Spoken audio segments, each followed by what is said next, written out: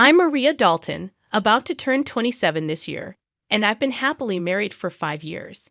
My son, Martin, just celebrated his fourth birthday.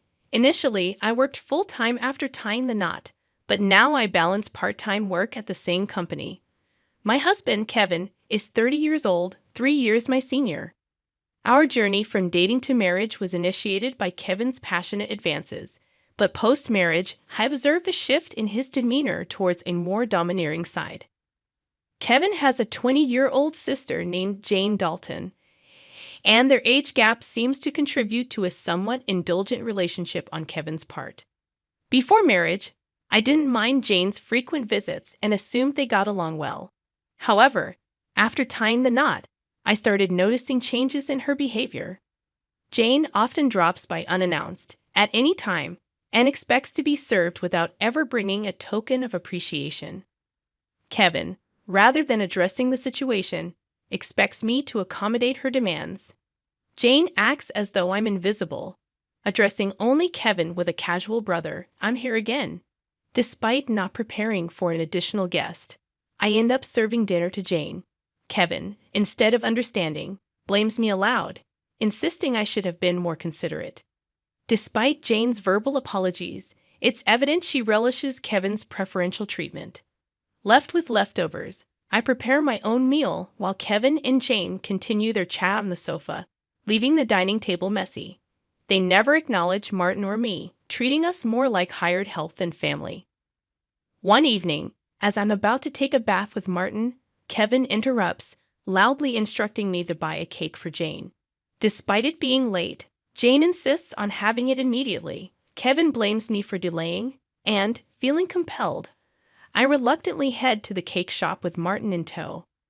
Overhearing their conversation, I learn they're criticizing me for being inconsiderate and questioning the decision to marry me. Meanwhile, Martin, though unable to grasp the words, senses tension in our relationship. Suppressing my emotions, I ask him about his cake preference, and he cheerfully requests one with lots of fruits. Our trip to the cake shop was filled with discussions about cakes, momentarily pushing aside Kevin's earlier words. Martin and I arrived just before closing time, fortunately finding the cake Jane desired. We purchased 2 cakes, including the fruit-loaded one Martin wanted. Back home, I served the cakes to Jane and Kevin, then prepared Martin's cake and headed to the dining room. The moment I placed it in front of Martin, Jane pointed and expressed her desire for that cake.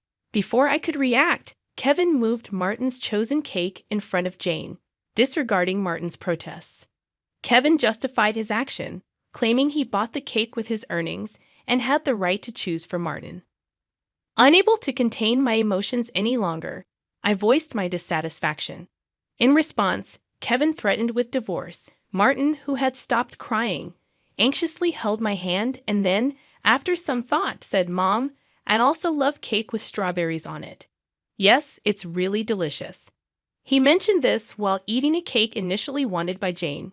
Feeling that Martin was enduring too much, I lifted his cake plate when I saw Jane reaching for it. I took Martin to the next room so he could enjoy his cake in peace. Kevin apologized to Jane, claiming he was sorry for being stingy.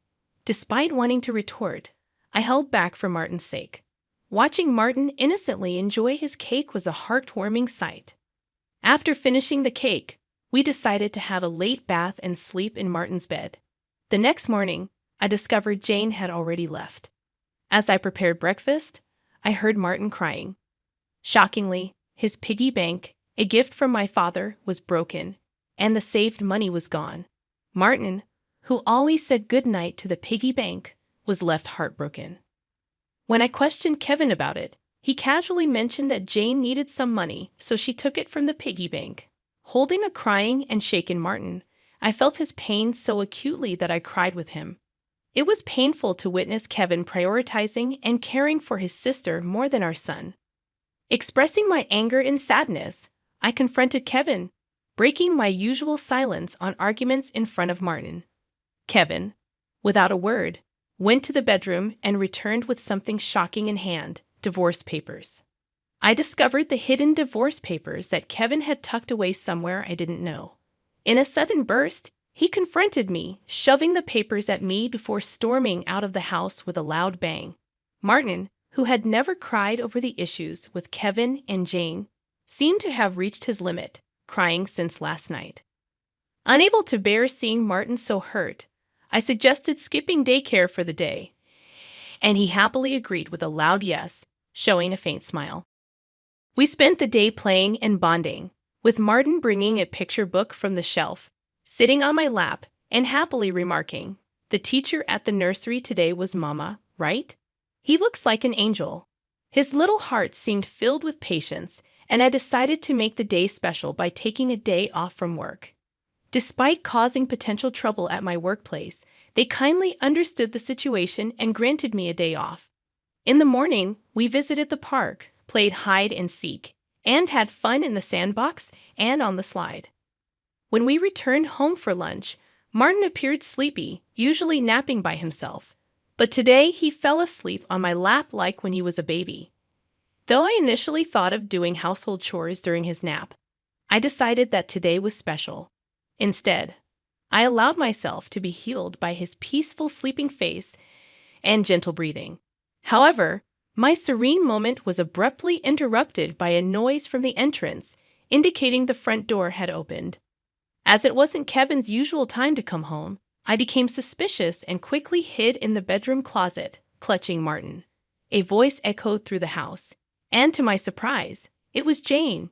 Trembling with fear, I listened as she searched for something, expressing frustration over not finding it. Jane then made a phone call, mentioning Kevin and discussing their unsuccessful search. After hearing her lock the front door and leave, I put Martin to bed and contemplated the strange events. I couldn't comprehend why Jane had entered the house and what they were looking for. Suddenly, Kevin seemed like a stranger, and I felt a mix of disgust and fear towards him. Swiftly packing essentials for Martin and myself, we headed to the station and took a train to my parents' house. Fortunately, their home was nearby, just 2 stations away. Although I hadn't contacted them beforehand, my parents sensed something from my expression and welcomed us without asking questions. I shared the entire ordeal with them, including my fear of staying at our house due to Kevin and Jane's actions. Upon hearing my mother's suggestion that Jane might have been looking for my belongings, possibly cash cards, I recalled my past experience as a successful CEO in the handmade goods industry. I had entrusted the company to friends when I decided to prioritize raising my child after getting married. Although I still worked part-time and communicated with the company from home, Kevin was unaware that I was still the CEO. I discovered the hidden divorce papers that Kevin had tucked away, suspecting that he thought I had a decent amount of savings. While I've mentioned to him that I still received some assistance from the company, I've deliberately kept the details about being the CEO and my savings private. This secrecy stems from realizing early in our marriage that Kevin struggles with managing money and tends to spend everything he earns. Kevin, at first, provided only $200 a month for food expenses and even suggested I quit my job to become a full-time housewife. However, with the financial strain of raising Martin and only $200 for food, I never agreed to be a full-time housewife. Eventually, he reluctantly allowed me to work part-time, and to ensure I wouldn't consider divorce, he had me sign a post-marital property waiver through a lawyer. Since Martin's birth, I used my savings for his nursery fees and clothes, as I've only received $200 for food. I've never asked Kevin for additional funds beyond the food budget, leading him to believe I have savings. Considering Jane's apparent need for money and Kevin's perception of my financial situation, they might be searching for my cash cards. I have a separate savings account dedicated to Martin, with a portion of my salary directly deposited into it each month. Despite their search, they won't find the cash cards, as I always carry my valuables. However, there's still an unsettling issue. Jane might be entering our house even when we're not there, and Kevin may be allowing it. Following my father's advice, I decided to store my valuables, including the cash cards, in my parents' safe. As I pondered their need for money, Martin approached my father, crying over his broken piggy bank and the shattered promise of saving up. My father, angered by Martin's story, vowed to call Kevin. My mother suggested finding out their purpose calmly, as Kevin's mention of divorce might shift blame to us, making the divorce more favorable for him. To ascertain their purpose, I decided to record their conversation, consulting a lawyer who was a friend of my father's. Returning home, I began cooking dinner, keeping my phone screen down to record secretly. Kevin arrived home, surprising me by immediately asking about my cash cards. When I questioned him, he gave vague answers, attempting to deceive me. When I remained silent, Kevin grew agitated and demanded all my part-time money for his sister. Refusing, I explained it was for Martin's savings. In response, he angrily pushed the signed divorce papers toward me, declaring that I was living off his money and didn't need to save for Martin.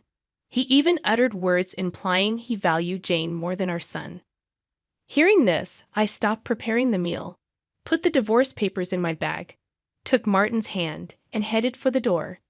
Kevin, in a loud voice, declared his serious intent for divorce, instructing me never to come back. I responded by stating I wouldn't return to a house where a stranger could come and go freely. After leaving, I received numerous messages and calls from Kevin, which I ignored. Turning off my phone, I sought refuge at my parents' house, sharing the recording and divorce papers with them. Although I confessed to having no love or affection for Kevin, I expressed concern for Martin. My parents advised me to do as I pleased, acknowledging the potential emotional impact on Martin if a divorce were to occur. While grappling with the decision to divorce Kevin, Martin expressed his hunger. My mother, seeing my distress, kindly made him hamburgers, his favorite dish. Overwhelmed with emotions, tears welled up in my eyes as my mother told Martin with a warm smile that she prepared the hamburgers so that he and I could visit whenever we wanted. Taking a bite, Martin exclaimed with joy, praising Grandma's hamburgers and expressing a desire to eat them every day. I responded, saying it's because the hamburger contains the love I have for him, and he, in a touching gesture, took a big bite and offered it to me. Moved by Martin's kindness, my tears couldn't be held back, and even though I tried to stop them, they persisted. My father, noticing Martin's concern, reassured him that my tears were of happiness, not sadness.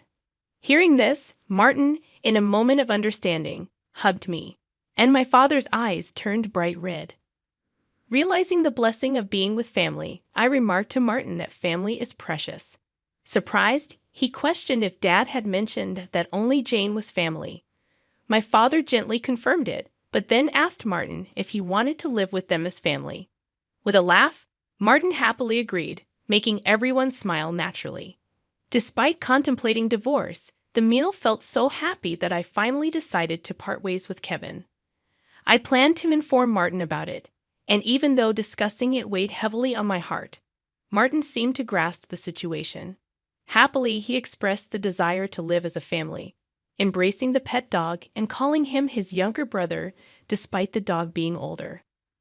Preparations for the divorce began, starting with contacting a lawyer who was a friend of my father. The next day, we formalized the contract, and my father and Martin shared comforting laughter while I laid in bed, reminiscing about my childhood. The following day, upon checking my smartphone, I found over 200 calls and messages from Kevin, showcasing his emotional instability. Exhausted, I turned off my phone, and with the lawyer's assistance, we explained the situation to my parents. Jane had accumulated significant debt from a casino and shopping addiction, and Kevin acted as her guarantor, planning to use my savings. The lawyer confirmed that the divorce papers had already been submitted, and Kevin sobbed upon realizing it was finalized. Despite expecting disagreements about child support, he signed a pledge to pay $340 to Martin every month. In a subsequent call from Kevin, his tone lacked aggression, and he calmly admitted to financial manipulation and explained his complex feelings toward Jane. I firmly asserted my decision not to reconsider and heard his faint sobbing before he wished me happiness and hung up. Remaining strong until the end, I discussed future plans with my parents and decided to stay with them until Martin grows up. I resumed my role as a company president and later learned that Kevin and Jane had informed their parents about the divorce and debt, resulting in disownement. Today, I find happiness being with my family.